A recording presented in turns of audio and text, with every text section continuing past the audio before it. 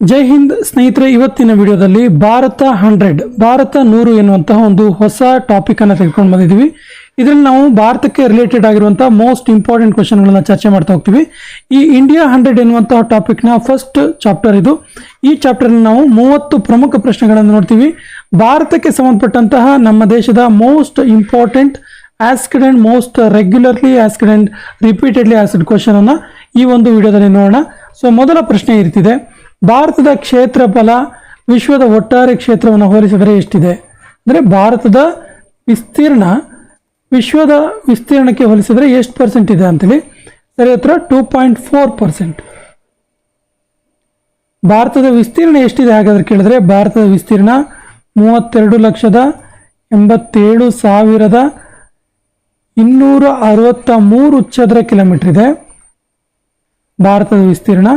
So ಪ್ರಪಂಚದ ದೇಶಗಳನ್ನು ನೋಡ್ತಾ ಹೋದ್ರೆ ಪ್ರಪಂಚದ ವಿಸ್ತೀರ್ಣದಲ್ಲಿ 7ನೇ ಅತಿ ದೊಡ್ಡ ದೇಶ ಭಾರತ.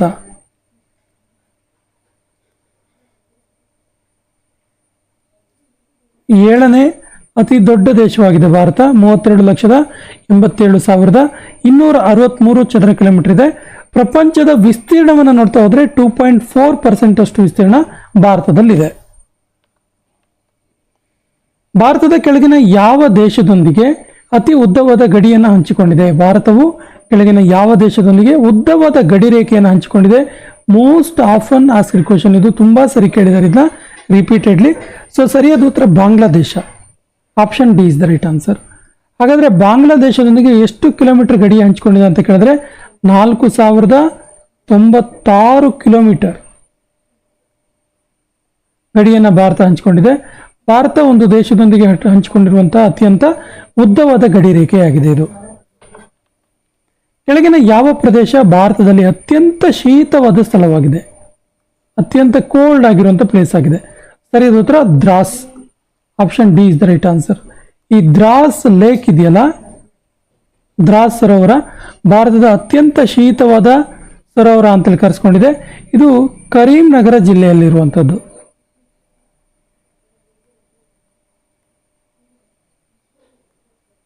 ಕರೀಂನಗರ ಜಿಲ್ಲೆಯಲ್ಲಿದೆ. ಇದನ್ನ ಲಡಾಖ್ನ ಪ್ರವೇಶ ದ್ವಾರ ಅಂತ ಕೂಡ ಕರೀತಾರೆ.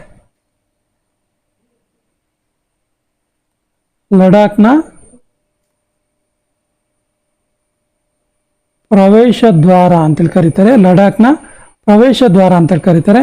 ಪ್ರಪಂಚದ ಅತ್ಯಂತ ಶೀತದ ಪ್ರದೇಶವನ್ನ ಪಟ್ಟಿ ಮಾಡಿದ್ರೆ ಭಾರತದ ಈ ಒಂದು ದ್ರಾಸ್ ಲೇಕ್ ಇದೆಯಲ್ಲ, ಇದು 2ನೇ ಸ್ಥಾನದಲ್ಲಿದೆ.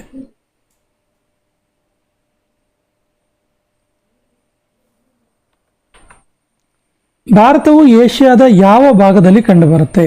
ಸರಿಯಾದ ಉತ್ತರ ಭಾರತವು ದಕ್ಷಿಣ ಏಷ್ಯಾದಲ್ಲಿ ಕಂಡುಬರುತ್ತೆ. Option is the right answer. So ನೋಡಿ, ದಕ್ಷಿಣ ಏಷ್ಯಾದಲ್ಲಿ ಕಂಡುಬರುವಂತಹ ದೇಶಗಳು ಯಾವುವು ಕೇಳಿದ್ರೆ ಭಾರತ, ಪಾಕಿಸ್ತಾನ್, ಚೀನಾ, ಅಫ್ಘಾನಿಸ್ತಾನ್,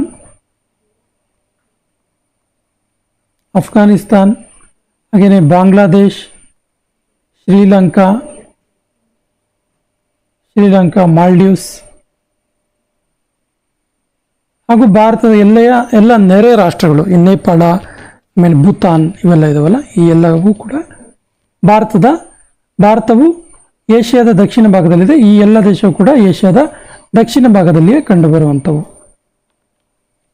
ವಿಶ್ವದ ಕೆಳಗಿನ ಯಾವ ಏಕೈಕ ದೇಶದಲ್ಲಿ ಹುಲಿ ಮತ್ತು ಸಿಂಹಗಳು ಎರಡೂ ಕಂಡುಬರ್ತವೆ? ಈಸಿಯಾಗಿರೋ ಪ್ರಶ್ನೆ. ಸರಿಯಾದ ಉತ್ತರ ಭಾರತ. ಭಾರತದ ಹುಲಿಯನ್ನ ನೋಡ್ತಾ ಹೋದ್ರೆ ಭಾರತದಲ್ಲಿ ಹುಲಿ ಅತ್ಯಂತ ಹೆಚ್ಚಾಗಿ ಪಶ್ಚಿಮ ಬಂಗಾಳದಲ್ಲಿ ಕಾಣಿಸ್ತವೆ.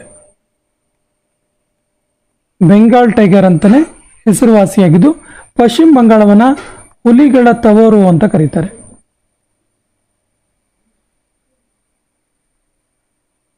ಹಾಗಾದ್ರೆ ಸಿಂಹಗಳು ಭಾರತದ ಯಾವ ರಾಜ್ಯದಲ್ಲಿ ಹೆಚ್ಚು ಕಂಡು ಬರ್ತವೆ ಅಂದ್ರೆ ಸಿಂಹಗಳು ಗುಜರಾತ್ನಲ್ಲಿ ಕಂಡು ಬರ್ತವೆ. ಹಾಗಾಗಿ ಗುಜರಾತ್ ಅನ್ನು ಸಿಂಹಗಳ ತವರು ಅಂತೇಳಿ ಕರೆಯಲಾಗುತ್ತೆ. ರ್ಯಾಡ್ ಕ್ಲಿಪ್ ಲೈನ್, ಇದು ರೆಡ್ ಕ್ಲಿಪ್ ಆಗಿದೆ. ರ್ಯಾಡ್ ಕ್ಲಿಪ್ ಇದು rad clip line, rad clip ರೇಖೆ ಭಾರತವನ್ನ ಯಾವ ದೇಶದೊಂದಿಗೆ ಬೇರ್ಪಡಿಸುತ್ತೆ? ಸರಿಯಾದ ಉತ್ತರ ಆಪ್ಷನ್ ಬಿ, ಪಾಕಿಸ್ತಾನ್. ಸೊ ಈ ರ್ಯಾಡ್ ಕ್ಲಿಪ್ ಲೈನ್ ಬಗ್ಗೆ ಒಂದು ಇನ್ಫಾರ್ಮೇಶನ್ ಇದೆ. ಏನು ಕೇಳಿದ್ರೆ ರ್ಯಾಡ್ ಕ್ಲಿಪ್ ಲೈನ್ ಈ ಒಂದು ಗಡಿ ರೇಖೆಯನ್ನ ಹೇಳಿದವರು ಸೂಚಿಸಿದವರು ಸಿರಿಲ್ ರ್ಯಾಡ್ಕ್ಲಿಫ್. ಸಿರಿಲ್ ರ್ಯಾಡ್ಕ್ಲಿಫ್ ಎನ್ನುವಂತಹ ಬ್ರಿಟಿಷ್ ಅಧಿಕಾರಿ ಭಾರತ ಮತ್ತು ಪಾಕಿಸ್ತಾನದ ನಡುವಿನ ಗಡಿ ರೇಖೆಯನ್ನು ಗುರುತಿಸ್ತಾನೆ. ಹಾಗಾಗಿ ಇದಕ್ಕೆ ರ್ಯಾಡ್ಕ್ಲಿಫ್ ಲೈನ್ ಅಂತಾನೆ ಹೆಸರುವಾಸಿಯಾಗಿದೆ. ಸೊ ಭಾರತ ಮತ್ತು ಪಾಕಿಸ್ತಾನದ ನಡುವಿನ ಗಡಿ ರೇಖೆಯ ಉದ್ದ ಎಷ್ಟು ಕೇಳಿದ್ರೆ 3323 ಕಿಲೋಮೀಟರ್. ಸೊ ಇದನ್ನ LOC ಅಂತೇಳಿ ಕರೀತಾರೆ. ನೆನಪಿರ್ಲಿ, LOC ಅಂದ್ರೆ ಲೈನ್ ಆಫ್ ಕಂಟ್ರೋಲ್ ಅಂತೇಳಿ ಕರೀತಾರೆ. ಭಾರತದ ಅಧಿಕಾಂಶದ ಪಶ್ಚಿಮ ಭಾಗ ಕೆಳಗಿನ ಯಾವ ದೇಶದೊಂದಿಗೆ ಹಂಚಿಕೊಂಡಿದೆ? ಸರಿ ಉತ್ತರ Pakistan. Option B is the right answer. Bharat ಯಾವ ನೆರೆಯ ದೇಶವು ಈ ಹಿಂದೆ ಪೂರ್ವ ಪಾಕಿಸ್ತಾನ ಅಂತೇಳಿ ಹೆಸರಾಗಿತ್ತು? ಸೊ ಭಾರತದ ಯಾವ ನೆರೆಯ ದೇಶ ಕೇಳಿದ್ರೆ ಬಾಂಗ್ಲಾದೇಶ್. ಬಾಂಗ್ಲಾದೇಶಕ್ಕೆ ಈ ಹಿಂದೆ ಪೂರ್ವ ಪಾಕಿಸ್ತಾನ ಅಂತೇಳಿ ಕರೆಯಲಾಗಿತ್ತು. 1971ರವರೆಗೆ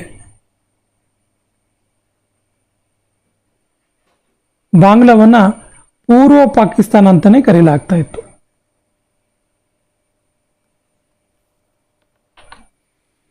ಭಾರತದ ಸಮಯ ಮತ್ತು ಗ್ರೀನ್ವಿಚ್ ಸಮಯದ ನಡುವಿನ ಅಂತರ ಎಷ್ಟು? ಸರಿಯಾದ ಉತ್ತರ 5.5 ಗಂಟೆ. 5 ಗಂಟೆ 30 ನಿಮಿಷ. ಸೊ ಭಾರತದ ಸಮಯ ಇದೆಯಲ್ಲ, ಗ್ರೀನ್ವಿಚ್ ಸಮಯದಕ್ಕಿಂತ 5.5 ಗಂಟೆ ಮುಂದಿದೆ. ಈ ಅಂಶ ಕೂಡ ಗೊತ್ತಿರಲಿ. ಭಾರತವನ್ನು ಸುತ್ತುವರೆದಿರುವ ಒಟ್ಟು ನೆರೆ ದೇಶಗಳ ಸಂಖ್ಯೆ ಎಷ್ಟು? ಸರಿಯಾದ ಉತ್ತರ 9 ದೇಶಗಳು ಭಾರತವನ್ನು ಸುತ್ತುವರೆದಿವೆ. 9 ನೆರೆ ದೇಶಗಳಿದೆ. Important question.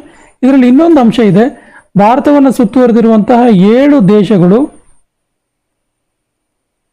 ಭಾರತದೊಂದಿಗೆ ಭೂಗಡಿಯನ್ನ ಮಾತ್ರ ಹಂಚಿಕೊಂಡಿವೆ. ಹಾಗೆಯೇ ಭಾರತವನ್ನು ಸುತ್ತುವರೆದಿರುವಂತಹ 2 ದೇಶಗಳು ಜಲಗಡಿಯನ್ನು ಹಂಚಿಕೊಂಡಿವೆ. ಸೊ ಒಟ್ಟಾರೆ 9 ದೇಶಗಳಿವೆ. ಭಾರತವನ್ನು ಸುತ್ತುವರೆದಿರುವ ಒಟ್ಟು ನೆರೆ ದೇಶಗಳ ಸಂಖ್ಯೆ 9. ನಾನು ಈಗಲೇ ಹೇಳಿದಾಗೆ 9. ಭಾರತದ ಎಷ್ಟು ರಾಜ್ಯಗಳು ಸಮುದ್ರ ತೀರವನ್ನು ಹೊಂದಿವೆ? ಸರಿಯಾದ ಉತ್ತರ 9 ರಾಜ್ಯಗಳಲ್ಲಿ ಸಮುದ್ರ ತೀರ ಇದೆ. ಹಾಗಾದ್ರೆ ಯಾವ್ಯಾವ ರಾಜ್ಯ ಅಂತ ಒಂದೊಂದಾಗಿ ನೋಡ್ತಾ ಹೋಗೋಣ. ಭಾರತವನ್ನು ಸುತ್ತುವರೆದು ಭಾರತದಲ್ಲಿರುವಂತಹ ಈ ರಾಜ್ಯಗಳು ಸಮುದ್ರ ತೀರವನ್ನು ಹೊಂದಿರುವಂಥವು ಯಾವ್ದಾವ್ದು ನೋಡ್ತಾ ಹೋದ್ರೆ ಗುಜರಾತ್, ಮಹಾರಾಷ್ಟ್ರ, ಇನ್ನು ಗೋವಾ,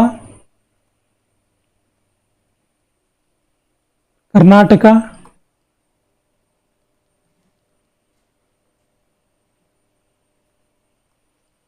ಕೇರಳ, 6 ತಮಿಳುನಾಡು,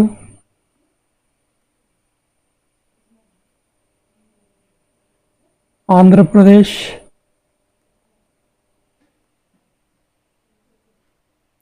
ಒಡಿಸ್ಸಾ,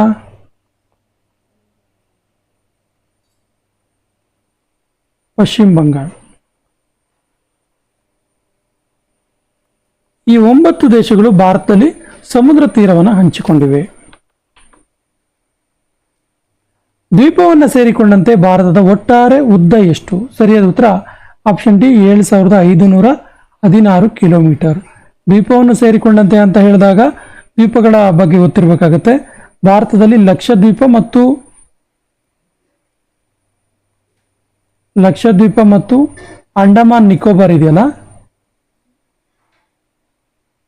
ಅಂಡಮಾನ್ ನಿಕೋಬಾರ್ ದೇಶಗಳು ಕೂಡ ಭಾರತವನ್ನು ಸೇರಿಕೊಳ್ತವೆ, ಅಂದರೆ ಭಾರತದ ವ್ಯಾಪ್ತಿಗೆ ಸೇರಿಕೊಳ್ತವೆ. ಈ 2 ದ್ವೀಪಗಳನ್ನು ಸೇರಿಕೊಂಡಂತೆ ಭಾರತದ ಒಟ್ಟು ಉದ್ದ 7516 ಕಿಲೋಮೀಟರ್. ಭಾರತದ ಭೂಗಡಿಯ ಉದ್ದ ಎಷ್ಟು ಕೇಳಿದ್ರೆ, ಇನ್ ಕೇಸ್ ಏನಾದ್ರು ಭಾರತದ ಭೂಗಡಿಯ ಉದ್ದ,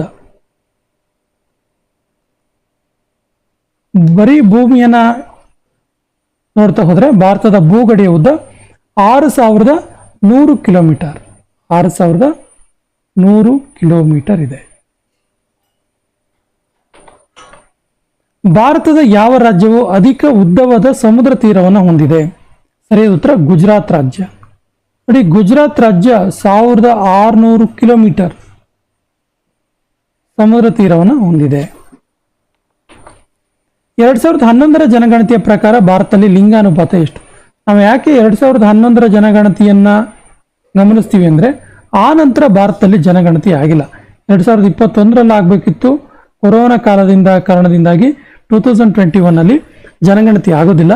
ಹಾಗಾಗಿ 2011ರ ಜನಗಣತಿಯನ್ನೇ ಗಮನದಲ್ಲಿ ಇಟ್ಕೊಳ್ತೀವಿ. ಸೊ 2011ರ ಜನಗಣತಿಯ ಪ್ರಕಾರ ಭಾರತದಲ್ಲಿರುವಂತಹ ಲಿಂಗಾನುಪಾತ ಎಷ್ಟು ಅಂತ ಕೇಳಿದ್ರೆ ಸರಿ ಉತ್ತರ 943. ಪ್ರತಿ 1000 ಪುರುಷರಿಗೆ 943 ಮಹಿಳೆಯರಿದ್ದಾರೆ ಅಂತೇಳಿ ಹೇಳಲಾಗುತ್ತೆ. Option B is the right answer. ಭಾರತದ ಸಂವಿಧಾನದಲ್ಲಿ ಒಟ್ಟು ಎಷ್ಟು ಭಾಗಗಳಿವೆ? ಸರಿಯಾದ ಉತ್ತರ 25 ಭಾಗಗಳಿವೆ. ಭಾರತದ ಸಂವಿಧಾನದಲ್ಲಿ 25 ಭಾಗಗಳಿವೆ. ಭಾರತದ ಮೂಲ ಸಂವಿಧಾನವು ಯಾರ ಹಸ್ತಪ್ರತಿಯಲ್ಲಿದೆ? ಯಾರಾದ್ರೂ ಒಬ್ರು ಬರ್ದಿರ್ಲೇಬೇಕಿತ್ತಲ್ಲ, ಹಾಗಾದ್ರೆ ಯಾರ ಹಸ್ತಪ್ರತಿಯಲ್ಲಿದೆ ಅಂತ ಕೇಳಿದ್ರೆ ಸರಿಯಾದ ಉತ್ತರ ಆಪ್ಷನ್ ಡಿ, ಪ್ರೇಮ ಬಿಹಾರಿ ನಾರಾಯಣ ರಾಯ್ಜಾದ್. ಪ್ರೇಮ ಬಿಹಾರಿ ನಾರಾಯಣ ರಾಯ್ಜಾದ್ ಇವರ ಹಸ್ತಪ್ರತಿಯಲ್ಲಿದೆ. ಪ್ರಪಂಚದ ಅತ್ಯಂತ ಉದ್ದವಾದ ಪ್ರತಿಮೆ ಸ್ಟ್ಯಾಚ್ಯೂ ಆಫ್ ಯೂನಿಟಿ, ಇದು ಯಾರ ಪ್ರತಿಮೆ ಆಗಿದೆ?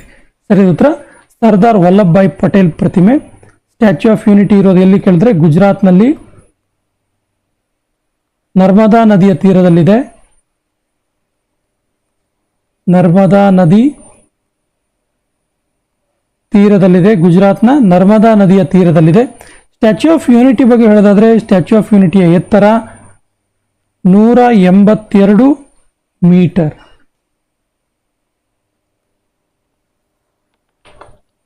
ಭಾರತ ಮತ್ತು ಶ್ರೀಲಂಕಾವನ್ನು ವಿಭಜಿಸುವಂತಹ ಗಡಿ ರೇಖೆ ಯಾವುದು? ಸರಿಯಾದ ಉತ್ತರ ಆಪ್ಷನ್ ಸಿ, ಪಾಕ್ ಜಲಸಂಧಿ. ಭಾರತ ಮತ್ತು ಪಾಕಿಸ್ತಾನವನ್ನು ವಿಭಜಿಸುತ್ತೆ. ಇದ್ರ ಬಗ್ಗೆ ಒಂದು ಇಂಟ್ರೆಸ್ಟಿಂಗ್ ಫ್ಯಾಕ್ಟ್ ಇದೆ. ಏನು ಕೇಳಿದ್ರೆ ಭಾರತ ಮತ್ತು ಶ್ರೀಲಂಕಾ ಈ ಪಾಕ್ ಜಲಸಂಧಿಯ ನಡುವೆ ಏನು ವಿಭಜನೆ ಆಗುತ್ತಲ್ಲ, ಇಲ್ಲಿ ವಿಭಜನೆಯಾಗುವಂತ ಜಿಲ್ಲೆ ಅಥವಾ ರಾಜ್ಯವನ್ನು ಹೆಸರಿಸಬಹುದಾದ್ರೆ ಇಲ್ಲಿ ತಮಿಳುನಾಡು ರಾಜ್ಯ ಭಾರತದಲ್ಲಿ ಕೊನೆಯ ರಾಜ್ಯವಾಗಿ ಕಂಡು ಬಂದ್ರೆ ಶ್ರೀಲಂಕಾದಲ್ಲಿ ಜಾಫ್ನಾ ಜಿಲ್ಲೆ. ಸೊ ಭಾರತದ ತಮಿಳುನಾಡು ಮತ್ತು ಶ್ರೀಲಂಕಾದ ಜಾಫ್ನಾ ಜಿಲ್ಲೆಯ ನಡುವೆ ಈ ಪಾಕ್ ಜಲಸಂಧಿ ಇದೆ. ಭಾರತದ ಸಮಯವನ್ನು ನಿರ್ಧರಿಸುವಂತಹ ರೇಖಾಂಶ ಯಾವುದು? ಸರಿಯಾದ ಉತ್ತರ 82.5 ಡಿಗ್ರಿ ಪೂರ್ವ ರೇಖಾಂಶ. Option D is the right answer. ಇದು ಅಲಹಾಬಾದ್ನಲ್ಲಿ ಹಾದು ಹೋಗಿದೆ. 82.5 ಡಿಗ್ರಿ ಪೂರ್ವ ರೇಖಾಂಶ. ಭಾರತದ ಮೊಬೈಲ್ ನಂಬರ್ಗಳಲ್ಲಿ ದೇಶದ ಕೋಡ್ ಯಾವುದು? ಪ್ರತಿಯೊಂದು ದೇಶದ ಮೊಬೈಲ್ ನಂಬರ್ ಪ್ರಾರಂಭವಾಗೋದು ಆ ದೇಶದ ಕೋಡ್ನಿಂದ. ಹಾಗಾದ್ರೆ ಭಾರತದ ಮೊಬೈಲ್ ನಂಬರ್ನಲ್ಲಿ ದೇಶದ ಕೋಡ್ ಯಾವುದು ಅಂತ ಕೇಳಿದ್ರೆ ಸರಿಯಾದ ಉತ್ತರ +91. ನಿಮ್ದು ಯಾವುದೇ ಒಂದು ಫೋನ್ ನಂಬರ್ ಇದ್ರೆ 946273 ಏನೋ ಇರುತ್ತಲ್ವಾ, ಅದ್ರ ಹಿಂದ್ಗಡೆ +91 ಅಂತ ಇರುತ್ತೆ. ಸೊ ಈ +91 ಇದೆಯಲ್ಲ, ಈ +91 ಅನ್ನೋದು ಏನು ಕೇಳಿದ್ರೆ ಕೋಡ್ ಆಗಿರುತ್ತೆ. ನಮ್ಮ ಮೊಬೈಲ್ ನಂಬರ್ 10 ನಂಬರ್ಸ್ ಇದ್ರೆ ಇದನ್ನು ಸೇರಿಕೊಂಡಂತೆ 12 ನಂಬರ್ಸ್ ಆಗುತ್ತೆ. ಭಾರತದ ಅತ್ಯಂತ ಉದ್ದವಾದ ಸಮುದ್ರ ತೀರ ಯಾವುದು? ಸರಿಯಾದ ಉತ್ತರ ಮರೀನಾ ಸಮುದ್ರ ತೀರ. ಹಾಗಾದ್ರೆ ಮರೀನಾ ಸಮುದ್ರ ತೀರ ಎಲ್ಲಿ ಕಂಡು ಬರುತ್ತೆ ಕೇಳಿದ್ರೆ ತಮಿಳುನಾಡಲ್ಲಿ ಕಂಡು ಬರುತ್ತೆ. ತಮಿಳುನಾಡಲ್ಲಿ ಕಂಡು ಬರುತ್ತೆ. ತಮಿಳುನಾಡಿನ ಚೆನ್ನೈ ಸಮೀಪ ಇದೆ. ಚೆನ್ನೈ ಬಳಿ ಇರುವಂಥದ್ದು ಮರೀನಾ ಸಮುದ್ರ ತೀರ. ಭಾರತದ ಸಂವಿಧಾನವನ್ನು ರಚಿಸಲು ಎಷ್ಟು ದಿನವನ್ನು ತೆಗೆದುಕೊಳ್ಳಲಾಯಿತು? ಸರಿಯಾದ ಉತ್ತರ ಆಪ್ಷನ್ ಡಿ, 2 ವರ್ಷ 11 ತಿಂಗಳು 18 ದಿನಗಳನ್ನು ತೆಗೆದುಕೊಳ್ಳಲಾಯಿತು. Option D is the right answer. ಭಾರತದ ಅತ್ಯಂತ ಉದ್ದವಾದ ಅಣೆಕಟ್ಟು ಯಾವುದು? ಸರಿಯಾದ ಉತ್ತರ ಹಿರಾಕುಡ್ ಅಣೆಕಟ್ಟು. ಸೊ ಹಿರಾಕುಡ್ ಅಣೆಕಟ್ಟಿನ ಬಗ್ಗೆ ಇರುವಂತಹ ಇಂಟ್ರೆಸ್ಟಿಂಗ್ ಫ್ಯಾಕ್ಟ್ಸ್ ಅನ್ನು ನೋಡೋಣ. ಈ ಹಿರಾಕುಡ್ ಅಣೆಕಟ್ಟು ಇದೆಯಲ್ಲ, ಇದನ್ನ ಮಹಾನದಿಗೆ ಕಟ್ಟಲಾಗಿದೆ. ಮಹಾನದಿಗೆ ಅಡ್ಡಲಾಗಿ ಕಟ್ಟಲಾಗಿದೆ. ಈ ಹಿರಾಕುಡ್ ಅಣೆಕಟ್ಟಿರೋದು ಒಡಿಸ್ಸಾ ರಾಜ್ಯದ ಸಂಬಲ್ಪುರ ಜಿಲ್ಲೆಯ ಬಳಿ. ಸಂಬಲ್ಪುರ ಬಳಿ ಇದೆ. ಮಹಾನದಿಗೆ ಕಟ್ಟಲಾಗಿದೆ ಮತ್ತು ಇದರ ಉದ್ದ ಎಷ್ಟು ಕೇಳಿದ್ರೆ 25.8 ಕಿಲೋಮೀಟರ್. ಭಾರತದ ಅತ್ಯಂತ ಉದ್ದವಾದ ಅಣೆಕಟ್ಟಿದು. ಭಾರತದ ಅತ್ಯಂತ ಎತ್ತರವಾದ ಅಣೆಕಟ್ಟು ಯಾವುದು ಹಾಗಾದ್ರೆ? ಸರಿಯಾದ ಉತ್ತರ ತೆಹರಿ ಅಣೆಕಟ್ಟು. ಸೊ ತೆಹರಿ ಅಣೆಕಟ್ಟು ಇರೋದೆಲ್ಲಿ ಕೇಳಿದ್ರೆ ಉತ್ತರಾಖಂಡ್ನಲ್ಲಿ. ಉತ್ತರಾಖಂಡ್ ರಾಜ್ಯದಲ್ಲಿದೆ. ಹಾಗಾದ್ರೆ ತೆಹರಿ ಅಣೆಕಟ್ಟಿನ ಎತ್ತರ ಎಷ್ಟು ಕೇಳಿದ್ರೆ 260.5 ಮೀಟರ್ ಎತ್ತರ ಇದೆ. ಇದು ತೆಹರಿ ಅಣೆಕಟ್ಟು. ಭಾರತದ ಅತ್ಯಂತ ಉದ್ದವಾದ ನದಿ ಯಾವುದು? ಸರಿಯಾದ ಉತ್ತರ ಗಂಗಾ ನದಿ. Option D is the right answer. Ganga ನದಿ ಸುಮಾರು ಭಾರತದಲ್ಲಿ ಹರಿಯುವಂಥ ಉದ್ದ 2525 ಕಿಲೋಮೀಟರ್. 1947ರಲ್ಲಿ ಭಾರತವು ಬ್ರಿಟಿಷರಿಂದ ಸ್ವತಂತ್ರವಾದಾಗ ಭಾರತದಲ್ಲಿದ್ದಂತಹ ಲಿಟ್ರಸಿ ರೇಟ್, ಸಾಕ್ಷರತೆಯ ಪ್ರಮಾಣ ಎಷ್ಟು ಕೇಳಿದ್ರೆ ಕೇವಲ 12%, ಓನ್ಲಿ 12%. ಸ್ವತಂತ್ರವಾದಾಗ ಭಾರತದ ಲಿಟ್ರಸಿ ರೇಟ್, ಸಾಕ್ಷರತಾ ಪ್ರಮಾಣ ಕೇವಲ 12% ಇತ್ತು. ಭಾರತದ ಕೆಳಗಿನ ಯಾವ ವರ್ಷದ ಜನಗಣತಿಯ ಧ್ಯೇಯವಾಕ್ಯ ನಮ್ಮ ಜನಗಣತಿ ನಮ್ಮ ಭವಿಷ್ಯ, ಹಮಾರ ಜನಗಣನ ಹಮಾರ ಭವಿಷ್ಯ ಎಂಬುದಾಗಿತ್ತು? ಸರಿಯಾದ ಉತ್ತರ ಆಪ್ಷನ್ ಬಿ 2011, ಅಂದರೆ ಕಳೆದ ಜನಗಣತಿಯ ಧ್ಯೇಯವಾಕ್ಯ ಇದು. ಭಾರತದಲ್ಲಿ ಜನಗಣತಿ ಪ್ರಾರಂಭ ಆಗಿದ್ದು 1872ರಲ್ಲಿ. ಸೊ 2011ರ ಜನಗಣತಿ ಇದೆಯಲ್ಲ, ಈ 2011ರ ಜನಗಣತಿ ಭಾರತದ 15ನೇ ಜನಗಣತಿ ಆಗಿದೆ.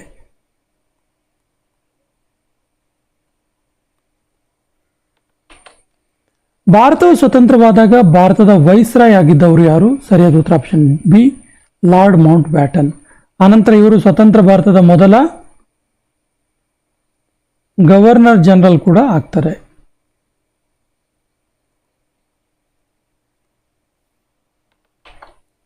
ಭಾರತದ ಈ ಕೆಳಗಿನ ಯಾರನ್ನ the guardian of public purse, ಸಾರ್ವಜನಿಕ ಹಣಕಾಸಿನ ರಕ್ಷಕ ಅಂತೇಳಿ ಕರೀತಾರೆ? The guardian of public purse. ಸರಿಯಾದ ಉತ್ತರ ಭಾರತದ ಮಹಾಲೇಖಪಾಲರು. ಭಾರತದ ಮಹಾಲೇಖಪಾಲರು ಅಂದ್ರೆ controller and auditor general of India. Controller and auditor general of India ಭಾರತದ ಮಹಾಲೇಖಪಾಲರನ್ನ ಭಾರತದ ಸಾರ್ವಜನಿಕ ಹಣದ ರಕ್ಷಕ, the guardian of public purse ಅಂತ ಕರೀತಾರೆ. ಇವರನ್ನ ರಾಷ್ಟ್ರಪತಿಗಳು ನೇಮಕ ಮಾಡ್ತಾರೆ. ರಾಷ್ಟ್ರಪತಿಗಳಿಂದ ಆಯ್ಕೆ ಆಗ್ತಾರೆ.